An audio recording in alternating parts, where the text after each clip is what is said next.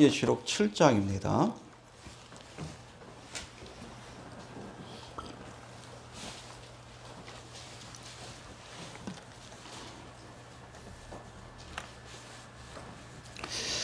요한계시록 7장 1절부터 17절까지 한절씩 교독합니다.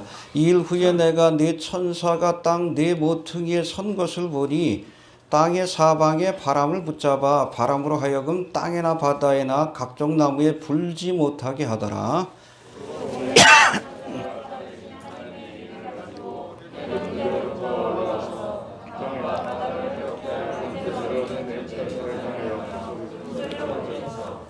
가로되 우리가 우리 하나님의 종들의 이마에 인치기까지 땅이나 바다나 나무나 해하지 말라 하더라.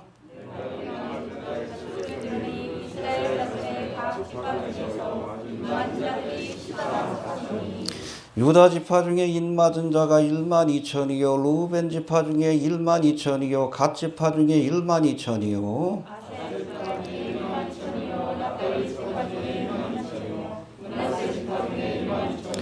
시므온 지파 중에 12,000이요 레위 지파 중에 12,000이요 이사갈 중에 12,000이요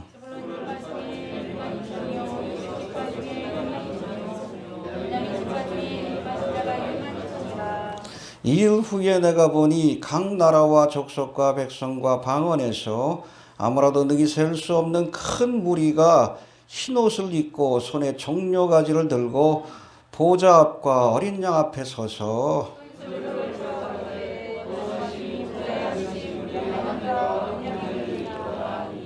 모든 천사가 보좌와 장로들과 네 생물의 주위에 섰다가 보좌 앞에 엎드려 얼굴을 대고 하나님께 경배하여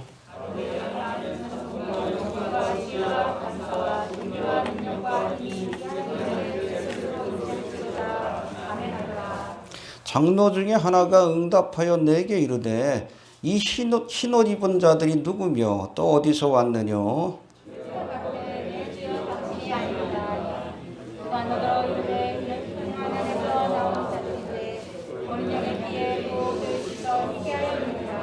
그러므로 그들이 하나님의 보좌 앞에 있고 또 그의 성전에서 밤낮 하나님을 섬김에 보좌에 앉으신 이가 그들 위에 장막을 치시리니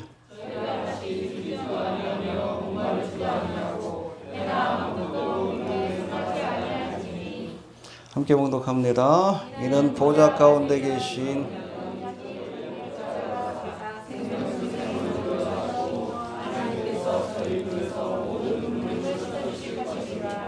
아멘.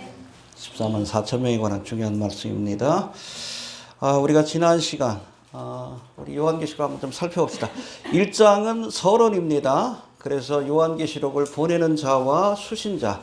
수신자가 누구예요? 7교회입니다. 알겠습니까?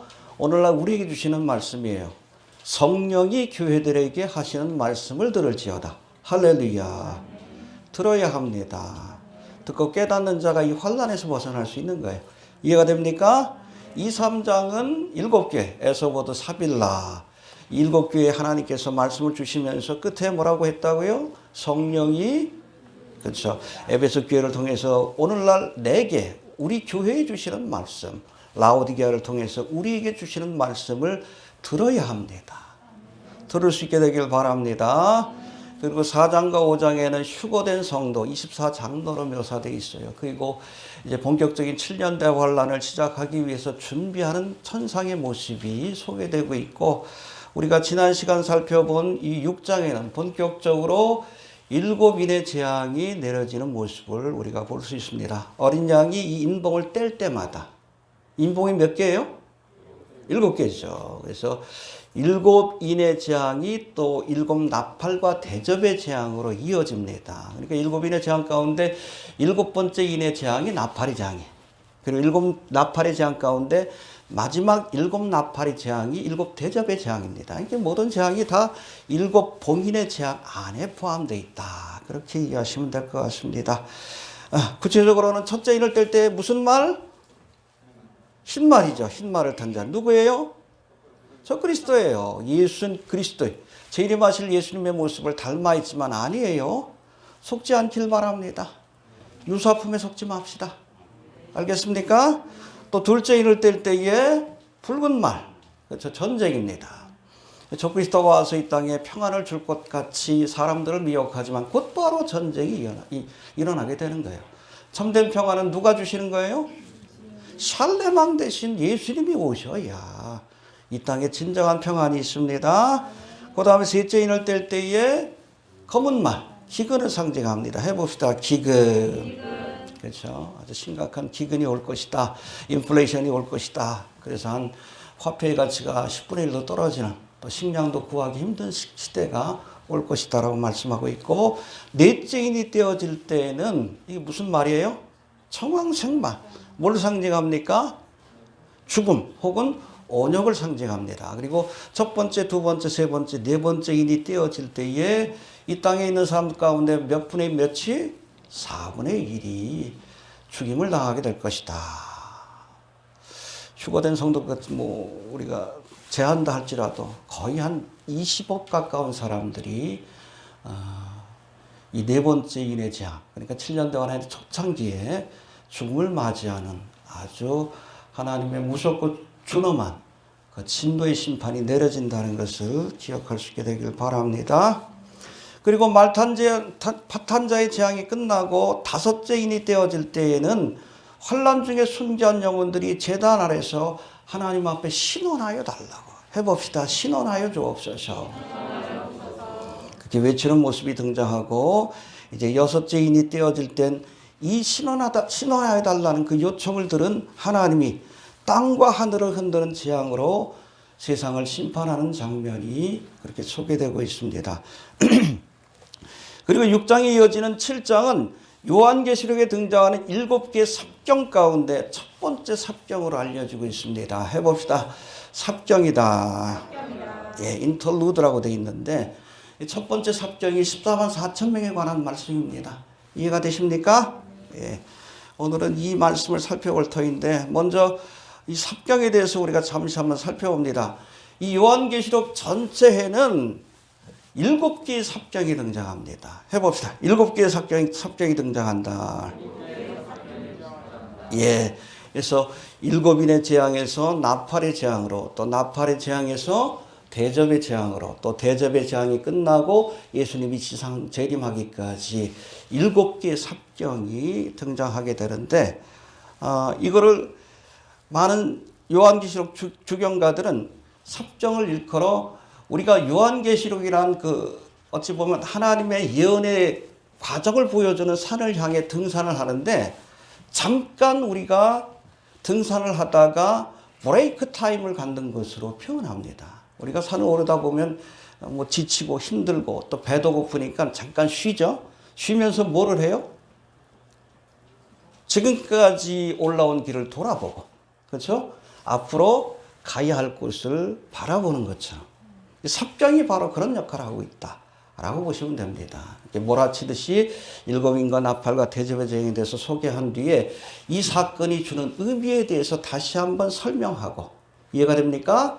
또 앞으로 있을 사건에 대한 이해를 돕기 위해서 그 삽입해서 주어진 보충 설명이라고 이해하시면 됩니다. 이해가 되십니까? 해봅시다. 보충해서 설명하시는 것이다. 그래서 요한계시록에는 몇 개의 삽경이 있다고요? 7개의 삽경이 있는데, 오늘 본문 7장의 첫 번째 삽경, 뭐에 관한 거예요? 14만 4천 명에 관한 말씀이고, 또 이제 10장부터 14장까지에는 5개의 삽경이 또 기록되어 있는데, 이거는 나팔의 재앙이 끝나고 대접의 재앙으로 넘어가기 전에 여기도 한 5개의 삽경이 소개되고 있는데, 10장에 보니까 작은 책을 든 힘센 천사에 관한 말씀이 두 번째 삽경입니다. 먹으라 하시죠. 사도 요한이 먹으니까 입에는 달되 배에서는 썼더라. 바로 그 말씀이고, 또 11장에는 뭐가 나옵니까? 두 증인에 관한 말씀이 나옵니다. 이해가 되십니까? 예. 그 다음에 12장에는 여자와 용에 관한 말씀. 그렇죠. 여자가 이 용에게 쫓겨나는, 이 여자는 누구를 상징해요? 이스라엘을 상징합니다. 나중에 자세하게 살펴볼 터이고, 그 다음에 13장에는 다섯 번째 삽경인데 두 짐승에 관한 그런 말씀이 나옵니다. 바다에서 올라온 짐승과 땅에서 올라온 짐승. 바다에서 올라온 짐승은 뭐요? 적그리스도. 땅에서 올라온 짐승은 그렇죠. 이 두 짐승에 관한 설명의 말씀이 나오고 14장에는 이제 천상에 올라간 이 땅에서의 사역을 마치고 천상에 올라간 14만 4천 명. 7장은 사역을 시작하는 14만 4천 명. 14장은 사역을 마치고 천상에 올라간 14만 4천 명에 관한 말씀과 알곡과 이 포도주 틀의 심판이 내려지는 모습을 우리에게 보여주고 있습니다. 그리고 마지막으로 이제 일곱 대접의 재앙이 끝나고 예수님이 재림하기 직전에 마지막으로 17장과 18장에 또 다른 삽경이 그렇게 소개되고 있는데 그것이 바로 음녀 바벨론과 큰 성 바벨론이 하나님의 심판을 받고 멸망하는 모습을 보여주게 됩니다. 할렐루야.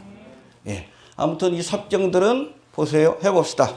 나팔의 재앙에서 대접의 재앙으로 인의 재앙에서 나팔의 재앙으로 대접의 재앙에서 재림의 사건으로 그렇죠? 하나의 그 전환기의 중요한 순간마다 앞뒤의 사건을 다시 한번 돌아보고 설명해주고 보충하기 위해서 이 삽경이 기록되어 있다. 그렇게 이해하시면 됩니다. 창세기에도 삽경이 나와요.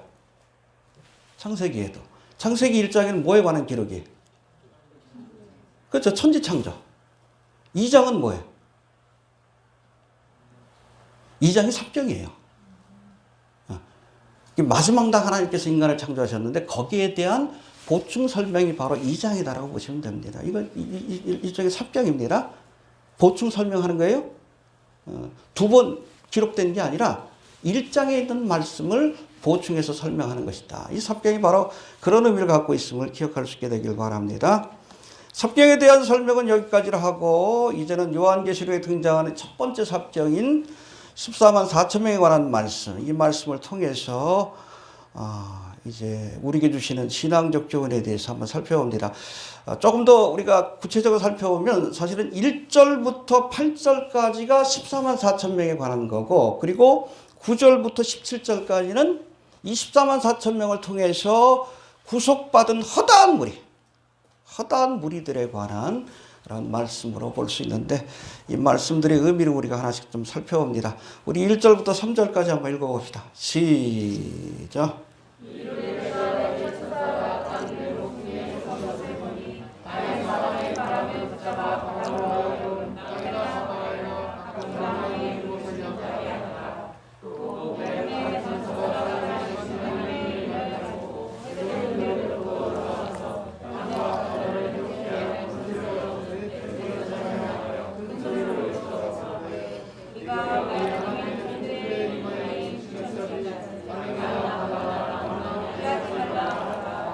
아멘. 예, 1절부터 3절까지는 이제 땅의 네 모퉁이에 선 네 천사들이 14만 4천 명에게 인을 치기까지 땅의 사방에 바람을 붙잡아 바람으로 하여금 땅에나 바다에나 나무에 불어 해하지 못하게 하라는 명령을 받는 모습을 보게 됩니다. 할렐루야. 해봅시다. 잠시 동안 심판을 멈추라. 뭘 하기 위해서? 그렇죠. 인치기 위해서 14만 4천 명에게. 본격적인 복음 전파의 사명을 감당할 14만 4천 명에게 인치는 작업을 하기 전에 그렇죠. 이제 인의 재앙에서 나팔의 재앙으로 넘어가기 전에 이 네 천사에게 그렇게 잠깐 심판을 멈추라고 명령하는 그런 말씀이 나오고 있습니다. 할렐루야. 그래서 이게 네 천사, 여기 1절부터 3절까지 보면 5명의 천사가 등장해요. 땅의 사방에 있는 네 천사. 그리고 또 다른 천사에 대한 말씀이 2절에 나오는데 2절도 한번 봅시다. 시작.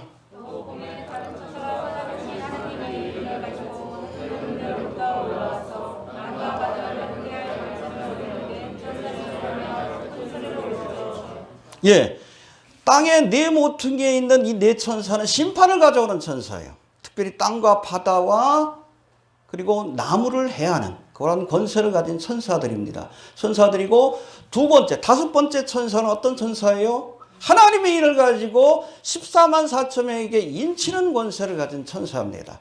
할렐루야. 근데 이를 가진 이 천사가 이 네 명의 천사에게 잠시 심판을 보류해라. 잠시 심판을 보류해라. 할렐루야. 믿습니까?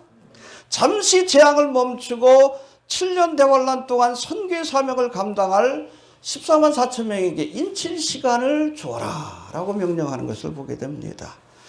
일곱인의 재앙에서 일곱 나팔의 재앙으로 넘어가기 전에 이제 잠시 심판을 멈추시고 인류를 구원하기 위한 본격적인 하나님의 계획을 실행하는 모습을 보게 됩니다. 할렐루야. 그래서 7년 대환란은 심판의 기간만이 아니에요. 세상을 구원하는 기간입니다. 그래서 많은 학자들은 인류의 역사상 가장 큰 부흥의 역사가 나타날 것이다라고 봅니다. 그야말로 땅끝까지 복음이 전파되는. 할렐루야. 제가 늘 얘기하지만 교회는 하다가는 거예요. 어떤 분들은 아직 뭐 땅끝까지 복음이 안 전해졌으니까 주님 안 오실 것이다. 아니요. 교회는 하다가는 거예요. 마무리는 누가 해요? 14만 4천 명. 이스라엘 민족이 감당하게 되는 거예요. 이해가 됩니까? 예. 여러분, 우리가 6장부터 19장까지 이어지는 해봅시다. 일곱인과 나팔과 대접의 재앙. 뒤로 갈수록 강도가 세지고 범위가 넓어집니다. 이해가 됩니까?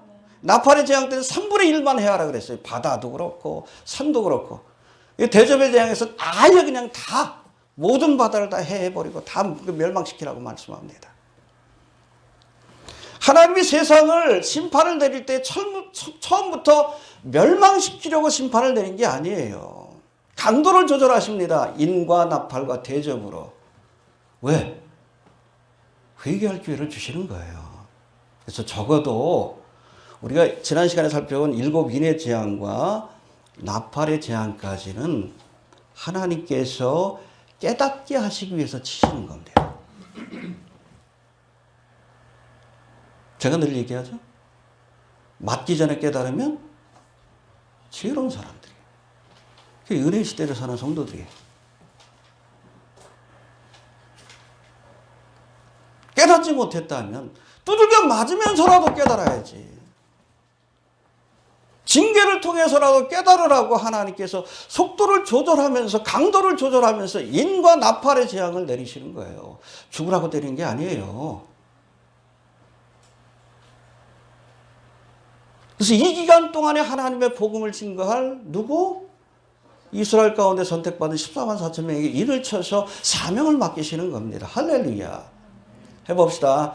맞으면서라도 깨달아야 한다. 그래도 깨닫지 못하면 뭐요? 결국엔 멸망하는 거지. 그게 여러분 대접의 재앙이에요. 대접의 재앙은 여러분 깨달아 주신 재앙이 아니에요. 이때는 죽으라고. 아예 다 망가뜨리십니다. 다 죽여버리셔요. 두들겨 맞으면서도 깨닫지 못하니까. 할 수 없잖아. 그런 사람들 죽여야지. 해봅시다. 심판의 와중에도 궁유를 베푸신다. 또 심판하시는 것도 어찌 보면 하나님의 은혜입니다.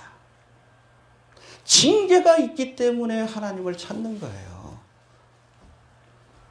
여기 있는 분들 가운데도 그런 분들 많잖아요.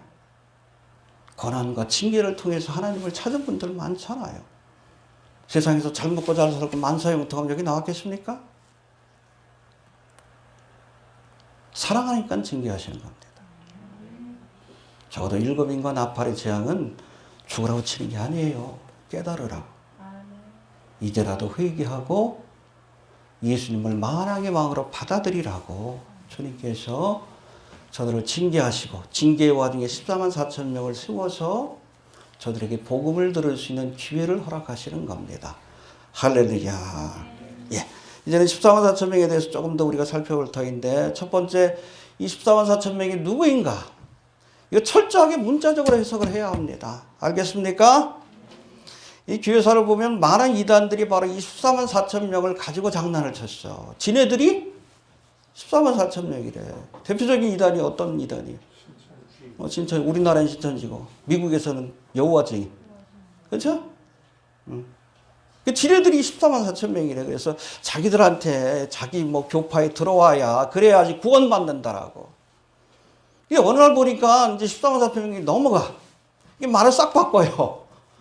14만 4천 명이 아니라도 구원받을 수 있다. 엉뚱한 소리를 해. 신천지도 마찬가지죠. 지네들이 14만 4천 명이래. 근데 지금 한 20만, 30만 모이잖아. 말을 싹 바꿔.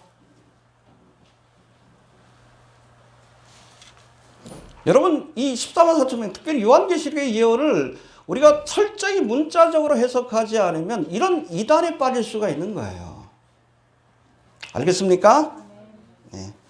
또 정통교단이긴 하지만 대체 신학에서 벗어나지 못하고 있는 이 장로교에서는 24만 4천 명을 뭐라고 해석합니까? 대환란을 통과하는 교회라고 해석을 합니다. 환란 통과서를 얘기합니다. 교회예요? 근데 웃긴 게 뭐냐면 이것도 교회고 뒤에 나오는 큰 무리도 교회래. 누가 교회예요? 중구난방이에요. 인맞은 이스라엘의 12지파를 교회로 대체해서, 그게 대체 신학입니다. 왜냐하면 뭐 더 이상 이스라엘의 역할은 없다. 그래서 replacement, 이스라엘의 역할을 교회가 대체했다. 근데 그거 할 수 없이 이걸 비유적으로 영적으로 해석할 수밖에 없는 거예요. 그러나 요한계시록을 포함한 성경의 예언들을 문자적으로 해석할 것을 주장하는 근본주의 신학자들은 14만 4천 명을 어떻게 해석합니까? 여기 나와 있는 대로 이스라엘의 12지파 가운데 12,000명씩 선택받은, 그렇죠? 하나님의 인을 받은 하나님의 종들, 복음 전파의 사명을 맡은 이스라엘로 해석을 합니다. 그렇게 해석을 해야 돼요. 그렇지 않으면 이게 자꾸 비유적으로 해석하면 뭐 신천지 같은 이단에 빠지는 거야. 철저히. 알겠습니까? 여러분, 늘 말씀을 드리지만 초림에 관한 성경의 예언들이 문자적으로 역사적으로 성취가 됐어요. 그렇죠? 예수님이 어디에 오신다? 베들레헴. 그렇죠? 미가서인 거 나오지. 문자적으로 성취됐잖아요. 동정녀에게서 탄생할 거다. 그대로 됐잖아요. 부자의 무덤에 안치될 것이다. 그대로 됐잖아요. 비유적, 상징적으로, 영적으로 그 예언이 성취된 것이 아니라 문자적으로, 역사적으로 성취됐어요. 그러면 여러분, 종말과 재림에 관한 예언도 동일한 방법으로 해석을 해야 합니다. 이게 해석의 일관성이에요. 이 해석의 일관성을 잃어버리면 요한계시록이 산으로 가는 거예요. 코에 걸면 코걸이가 되고 귀에 걸면 귀걸이가 되는 거예요. 우리 집사님하고 저하고 두중이라 그래도 그 논박할 방법이 없어. 비유적으로 영적으로 해석하는. 이단들이 장난치는 거예요. 철저하게 문자적으로 해석을 해야 합니다. 이해가 되십니까? 네.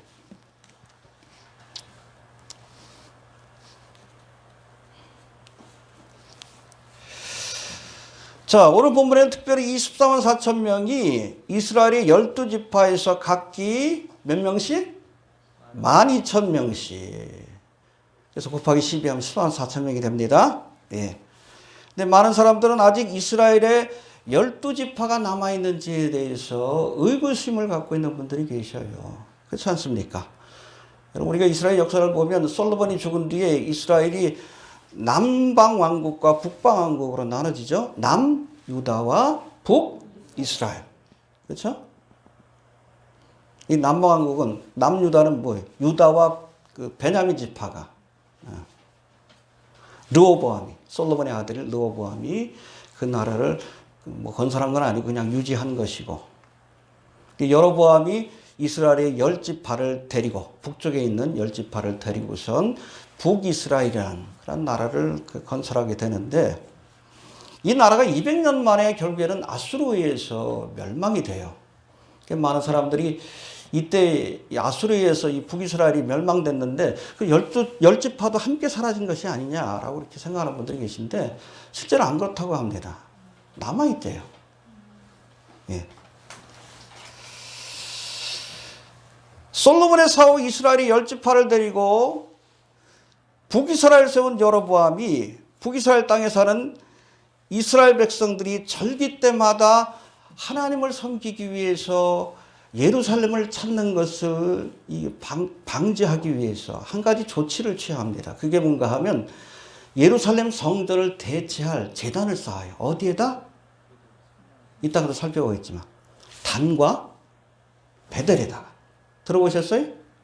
이스라엘 성지순례 가면 텔단이라고 있어요. 물이 굉장히 많이 나오는 곳인데 헤르몬 산에서 이렇게 녹은 물이 솟구치는 곳인데 요단강의 가장 큰 수원지입니다. 여기에 단지파가 살고 있던 본거지가 있는데 그 도시 이름이 단이에요.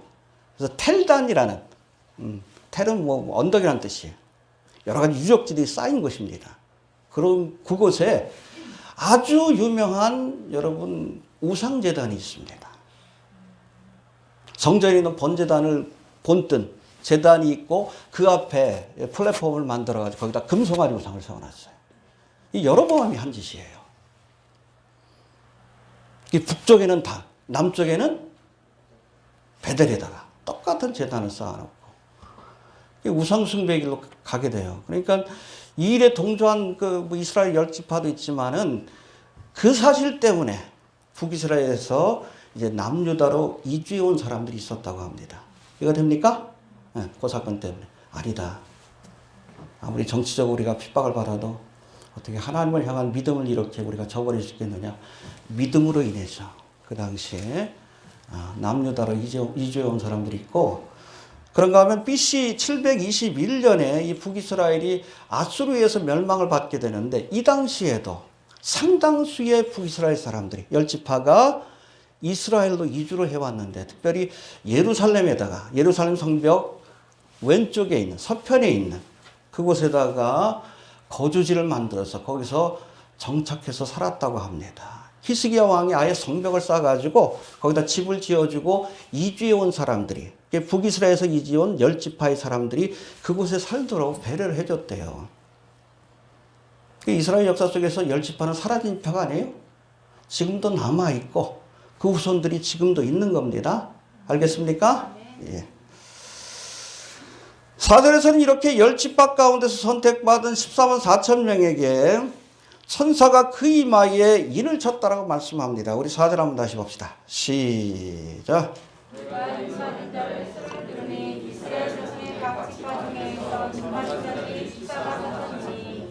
할렐루야. 해봅시다. 인을 쳤다. 인을 친다는 건 세 가지 의미예요. 첫 번째 해봅시다. 선택받았다. 예, 그러니까 이스라엘 가운데서 특별히 선택받은 사람들입니다. 24만 4천 명은 알겠습니까? 지금 유대인의 인구가 1,000만이 넘어요. 그 가운데 특별히 하나님께서 선택한 14만 4천 명입니다. 하나님의 사역을 위해서. 그 다음에 두 번째는 소유의 의미가 있어요. 해봅시다. 소유의 의미가 있다. 포제션인데 너는 내 것이다. 할렐루야. 이들은 하나님께 속한 하나님의 종들입니다. 이해가 되십니까? 예. 이 적그리스도가 이 짐승의 표를 찍는 것도 이걸 흉내낸 거예요. 여러분, 우리가 짐승의 표를 받는 순간 우리가 누구에게 속해? 적그리스도에게 속하는 거예요. 그러니까 지옥도 같이 또 쫓아가는 거예요. 7년 대화를 기간 동안 둘 중에 하나예요. 하나님의 인을 받든지 적그리스도의 인 표를 받든지. 그걸 흉내내는 거예요. 하나님의 인을 흉내낸 것이 적그리스도의 표입니다. 짐승의 표예요. 가장 누가 먼저 여러분 하나님의 인을 받는 거예요? 바로 14만 4천 명이. 하나님의 소유가 되었다는 표현이고, 그 다음에 마지막은 하나님의 보호를 의미하는 것이 바로 인의 의미입니다. 해봅시다. 보호해 주신다. 그래서 아무튼 24만 4천 명을 중심으로 해서 7년 대환란의 기간 동안에 하나님의 복음을 복음 전파의 사역을 이렇게 온 땅 끝까지 이렇게 펼치실 텐데, 이 기간 동안에 14만 4천 명에게는 하나님의 특별한 보호하심이 있을 겁니다. 적어도 사명이 끝나는 그 순간까지. 이해가 됩니까? 예. 그렇다면 저들에게 주신 구체적인 사명이 무엇일까? 우리가 인맞은 14만 4천 명을 소개하는 말씀, 그것이 바로 5절부터 8절까지 나오는데, 이어지는 9절의 말씀에 보면 2일 후에 메타타우타입니다. 14만 4천 명이 인맞는 그 사건이 있은 뒤에 곧바로 어떤 일이 벌어집니까? 9절 한번 봅시다. 시작.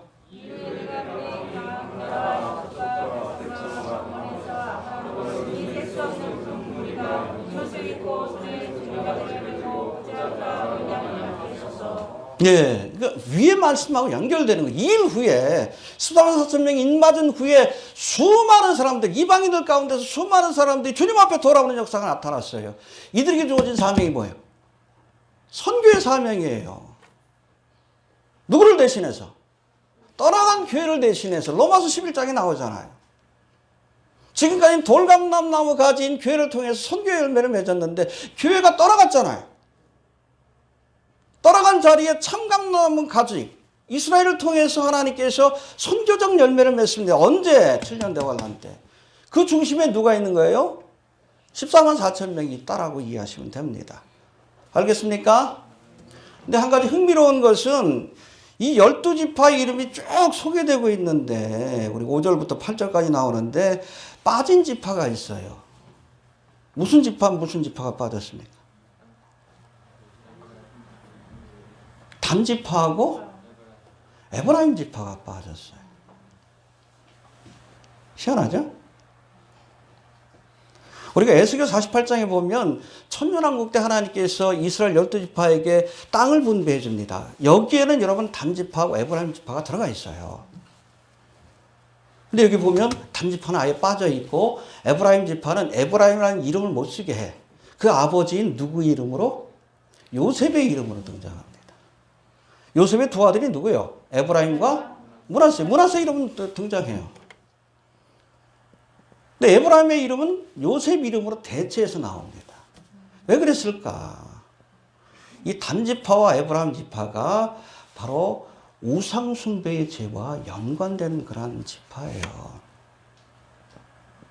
단지파의 중심지인 텔단에 뭐가 있다고요? 금송아지 우상. 이스라엘을 우상숭배의 길로 이끌었던 지파가 바로 단지파입니다. 그리고 북이스라엘 창건했던 이 여로보암이 에브라임 지파예요. 그리고 베델도 에브라임 지파 그 영역의 맨 남쪽에 있는 도시입니다. 또 우상숭배의 죄하고 연결이 되어 있어요. 그러니까 여러분 천년왕국 때 땅을 상속받는 일에는 포함이 되지만 이 14만 4천 명은 뭐 하는 사람들이에요? 복음을 전하는 사람들이에요. 구원받았다고 다 쓰임받는 게 아니에요. 이해가 됩니까?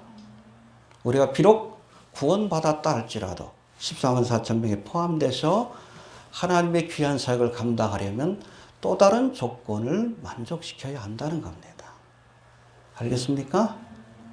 우리도 하나님 앞에 구원받은 사실에만 만족하지 말고 정말 이 마지막 때에 하나님 앞에 인을 맡고 선택되고 주님의 일꾼으로 쓰임받을 수 있게 되길 바랍니다. 예. 알겠습니까? 그래서 단지파와 에브라임 지파가 바로 그런 죄로 인해서 비록 구속받은 하나님의 백성이 되긴 했지만 하나님의 귀한 사역에는 참여하지 못했다. 그렇게 이해하시면 될 것 같습니다. 알겠습니까? 예. 그 다음에 이제 이 14만 4천 명을 설명하는 말씀, 우리 14장에 있는 말씀을 한번 또 봅시다. 14장 4절.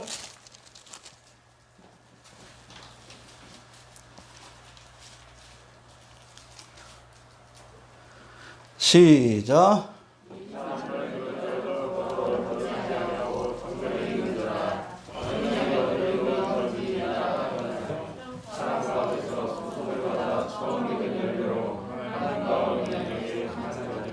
예, 여기서는 특별히 24만 4천 명을 사람 가운데 구속을 받아 처음 익은 열매예요. 이들이 이스라엘 가운데 처음으로 구속받은 사람들입니다. First fruit. 할렐루야.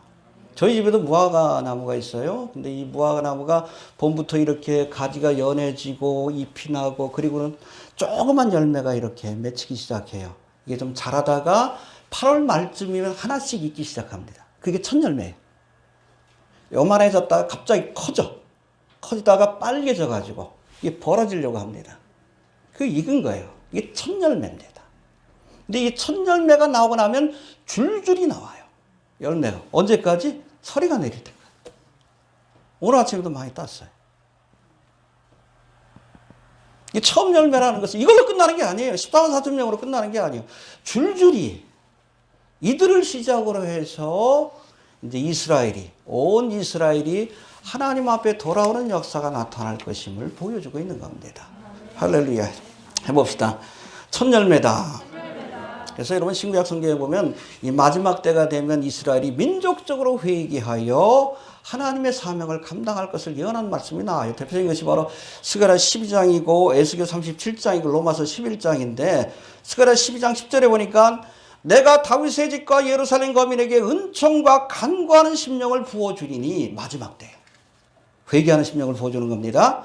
그들이 그 찌른 바 그를 바라보고, 그렇죠? 2000년 전에 그들이 십자가 못 박고 창으로 찔렀던 예수님을 바라보면서 그를 위하여 애통하기를 독자를 위하여 애통하듯 하며 그를 위하여 통곡하기를 장자를 위하여 통곡하듯 하리로다. 할렐루야.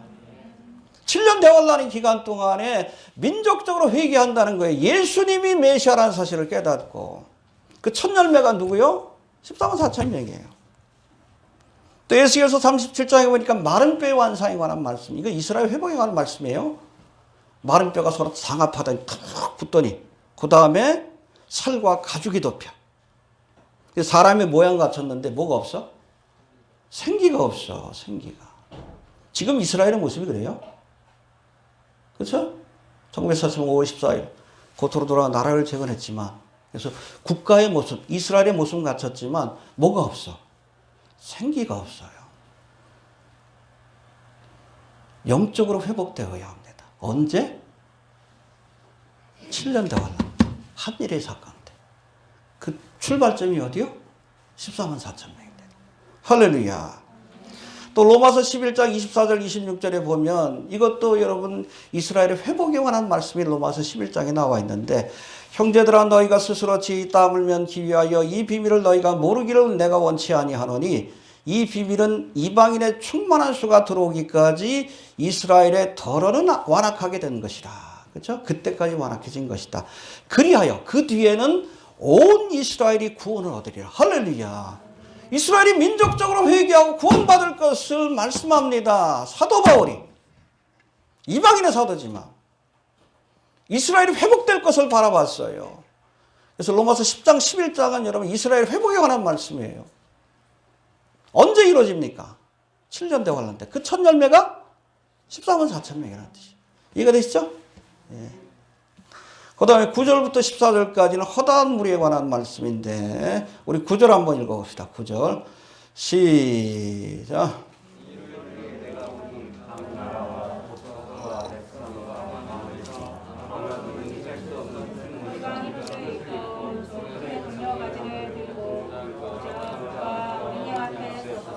네, 2일 후에는 14만 4천 명이 인을 받는 그 사건 후에 여기 뭐라고 돼 있어요? 각 나라와 족속과 백성과 방언에서 이방인들 가운데 아무라도 능히 셀 수 없는 수많은 사람들이 이들이 전하는 복음을 듣고 회개하는 역사가 나타나는 거예요. 할렐루야. 그래서 교회는 하다 가는 겁니다. 마지막 이삭 축제는 누가 해요? 아유, 땅끝까지 아직 복음이 안 전해졌는데 무슨 예수님 와요? 아니요. 그거는 이스라엘이 할 일이요. 땅끝까지 복음 전하는 거.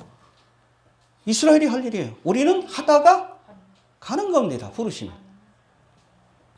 그게 기준이 되면 안 돼요. 땅끝까지 전해지는 건 이때예요. 이때. 누가 하는 거예요? 교회가 하는 것이 아니라 이스라엘이 하는 겁니다. 이해가 됩니까? 예. 아무튼 떠나간 교회를 대신해서 이스라엘이 선교적 사명을 감당하게 될 터인데 그들이 전한 복음을 듣고 회개한 수많은 사람들, 이 사람들은 에클레시아가 아니에요. 교회가 아닙니다. 교회란 편이 안 나와요. 아예 16장부터 19장까지는. 왜? 6장부터 19장까지는 안 나와. 왜? 교회는 이미 지상에서 천상으로 옮겨졌기 때문에. 혼인예식하러 갔지, 우리가. 이 사람들은 에클레시아가 아니에요. 환란을 통과하는 교회다라고 계속하는 사람들인데 아니에요. 환란 성도입니다. 7년 대환란이란 특별한 기간 동안에 회개하고 예수를 믿은 사람들이다. 그렇게 이해하시면 됩니다. 할렐루야. 그 이유에 대해서 한번 살펴봅시다. 먼저 9절 한번 봅시다. 시작.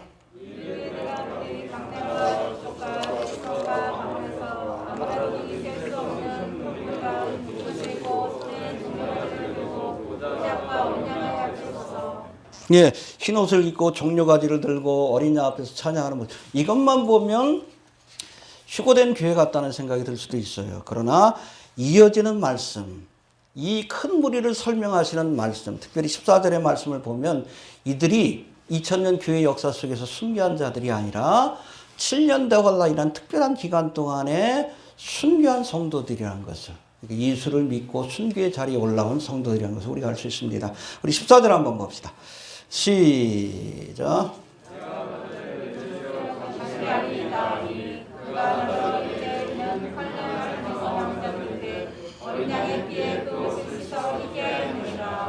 네, 그렇죠.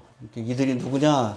한 장로가 물으니까, 저는 모르겠습니다. 당신이 알지 않습니까? 그랬더니 뭐라고 대답합니까? 그래서 이들은 큰 환란에서 나오는 자들이다. 해봅시다. 큰 환란에서 나오는 자들이다. 그 원어를 보면은 테스, 들립세우스, 메갈레스라고 되어 있습니다. 영어로 번역하면 The Great Tribulation이라고 되어 있어요. 정관사 더가 붙습니다. 테스. 일반적인 트리블레이션이 아니에요. 교회 시대에 많은 환란이 있지만 그거는 그냥 그 더 트리블레이션이 아니에요. 큰 환란이 아니에요. 여기서 말하는 정관사 더가 붙은 큰 환란은 그레이트 트리블레이션 7년 대환란이에요. 7년 대환란의 그 와중에 순교한 자들이 천상에 올라간 모습을 보여주는 거예요. 할렐루야. 또 여기 보니까 큰 환란에서 나오는 자들이라고 되어 있습니다. 해봅시다. 나오는 자들이다. 헬라어로는 에르코메노이라고 되어 있는데 이게 현재형입니다. 근데 헬라어 현재형은 현재 진행형의 의미가 있어요.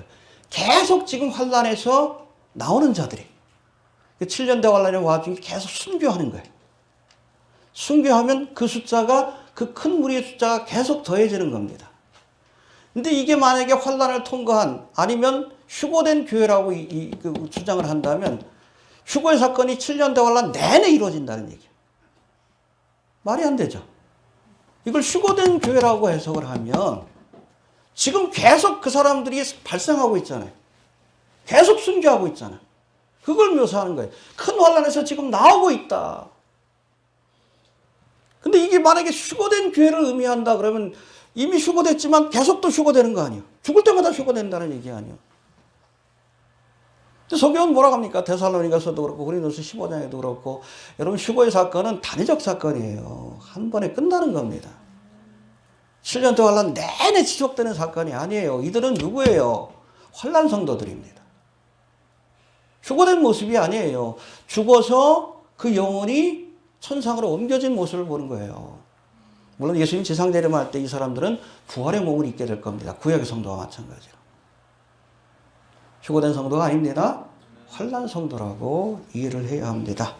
아무튼 이렇게 7년 대환란이라는 그러한 환란 가운데서도 복음을 듣고 예수를 믿고 목숨을 걸고 믿음을 지킨 이 사람들에게는 주님께서 귀한 축복을 약속해 주십니다. 할렐루야. 어려워도 믿음 지킵시다. 환란 중에도 믿음을 지키면 하나님께서 은총과 축복을 주시는데 구체적으로 한번 살펴봅시다. 15절부터 17절까지인데 15절 한번 봅시다. 시작.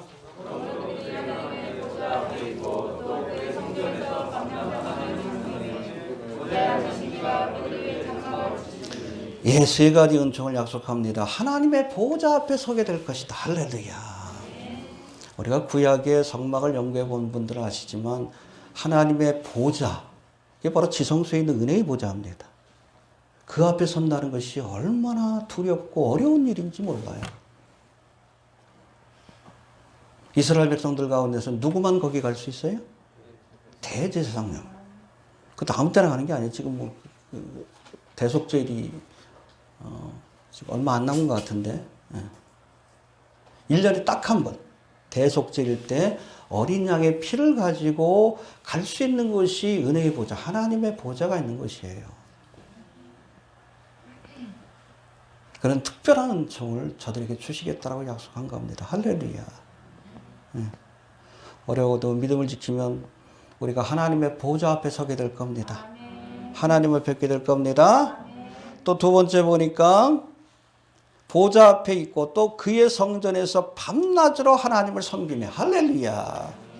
이게 제사장들이죠. 제사장이 되는 하나님을 섬기는 그러한 귀한 축복에 참여하게 될 것이다. 그리고 마지막으로 뭘 약속합니까? 15절 다시 한번 봅시다. 시작.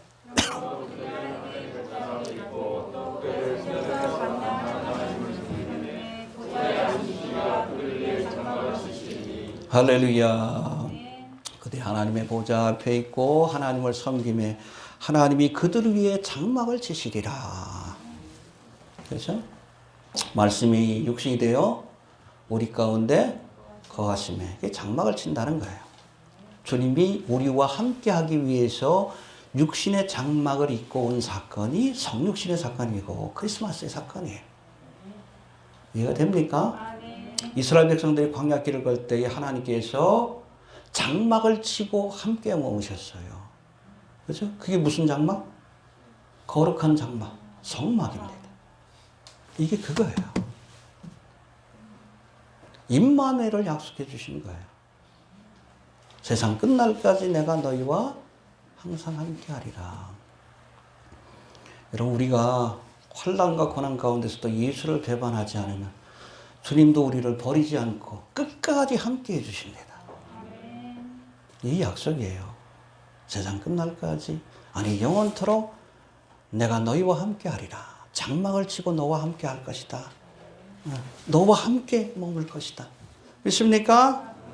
예, 그래서 16절, 17절은 이렇게 주님께서 우리와 함께 하실 때에 주어지는 복에 대해서 말씀하는데 16절 한번 봅시다. 시작.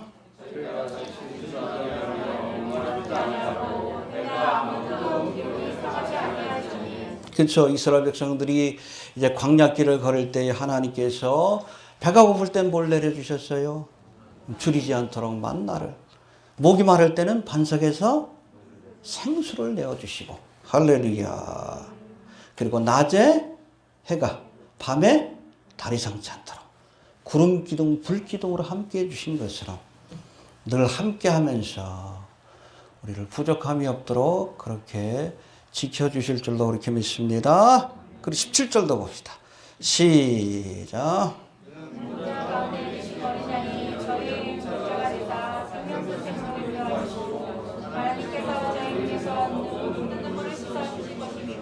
여러분, 이스라엘 백성들이 광야를 걸을 때에 저들이 갈 바를 알지 못했지만 하나님께서는 낮에는 구름 기둥으로, 밤에는, 왜 낮에는 구름 기둥, 밤에는 불 기둥? 뭐 두 가지 의미가 있는데, 일단은 뭐 잘 보이게 하기 위해서 언제든지 보고 쫓아오라. 하나님이 목자가 되어서 저들을 인도해 주신 거예요. 어디로? 쉴 만한 물가로, 생명수로. 할렐루야. 시편 23편에 나오잖아. 여호와는 나의 목자시니 내게 부족함이 없을 거다. 부족함이 없도록 우리를 인도해 주십니다. 가나안 땅으로 인도해 주셔요. 생명수 강가로 우리를 인도해 주십니다. 주님과 함께 하십시오. 그리고 마지막에 뭐라고 했어요? 저희 눈에서 모든 눈물을 씻겨주시리라. 여러분, 7년대 환난의 와중에 예수를 믿고 믿음을 지키는 게 얼마나 힘든 일이요. 얼마나 기가 막힌 일들을 겪었겠어요. 얼마나 억울한 일을 겪었겠습니까? 아마 믿음을 지키다가 식구들한테 그렇게 배신을 당해서 그냥 목 잘려가지고 온 사람도 있을 거예요. 그 눈물을 씻겨주신 거예요. 애통하는 자에게 복이 있나니 저희가 위로를 받을 것이며 할렐루야. 어려워도 믿음을 지킵시다. 주님께서 함께 하시면서 일해 주실 겁니다. 예. 정리합니다. 그리고 기억할 것은 7년대 환난은 심판만 내리는 기간이 아니라 마지막 주시는 구원의 기간이요, 은혜의 시대입니다. 어찌 보면. 왜 징계하십니까? 사랑하니까 징계하는 거예요. 맞으면서라도 깨달으라고. 마지막 여러분, 대접의 재앙으로 멸하시기 전에 일곱인과 나팔의 재앙으로 속도를 조절하면서, 강도를 조절하면서 하나님이 치시는 거예요. 한편으로는 책찍질하면서 한편으로는 14만 4천 명을 택하여 복음을 전파하게 하십니다. 징계의 목적이 분명하잖아요. 사랑하니까 징계해 주시는 거예요. 듣고 깨달으면 좋겠는데 아무튼 여기 계신 분들처럼 그게 안 되면 좀 두들겨 맞으면서라도 깨달으라고 강도를 조절하면서 주님께서 마지막까지도 여러분 회개할 기회를 주시는 거예요. 그래도 깨닫지 못하면 7 대접의 재앙이요. 멸망이에요. 아무튼 어렵고 힘들어도 믿음을 지킵시다. 네. 뭐 우리가 7년 대환란 가운데 믿음 생활하는 건 아니잖아요. 은혜의 시대입니다. 뭐 예수 믿는다는 이유 때문에 우리가 욕을 먹기도 하고 핍박을 받기도 하지만 우리가 초대교회 성도들, 환난 성도들을 생각하면 우리는 얼마나 은혜 가운데 예수 믿는 거예요. 불평하지 맙시다. 어렵고 힘들어도 믿음을 지킨 자에게 주님께서 임마누엘의 복을 주십니다. 함께 해 주실 겁니다. 네, 영원히 주님의 보좌에서 하나님을 아련하면서 주님이 우리의 목자가 되어 주셔서 필요를 채워주시고 갈 길에 인도해 주시고 우리의 눈에서 눈물을 씻겨 주실 줄로 그렇게 믿습니다. 끝까지 우리가 믿음 생활 열심히 합시다. 할렐루야. 네, 남겨지지 맙시다. 그러나 우리가 꼭 기억할 것은 환난 가운데도 하나님의 긍휼이 있고 환난도 어찌 보면 하나님의 은혜라는 것 꼭 기억할 수 있게 되길 바랍니다. 알겠습니까? 예, 주신 말씀 붙들고 우리 다 같이 한번 통성으로 기도합니다. 하나님 은혜를 감사합니다.